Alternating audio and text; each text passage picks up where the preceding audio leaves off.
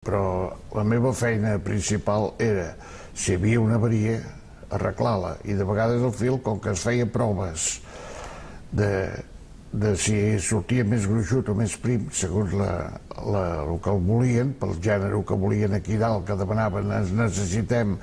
del 30 o fil del 22 o fil del 38 o d'allò, ens feien canviar, havíem de canviar els rodatges de les màquines perquè fessin el fil més prim o més gruixut. I quan ja estava elaborat el fil, feien uns rodets allà baix, que també hi havia una nau dedicada a bobinadors, que en deien,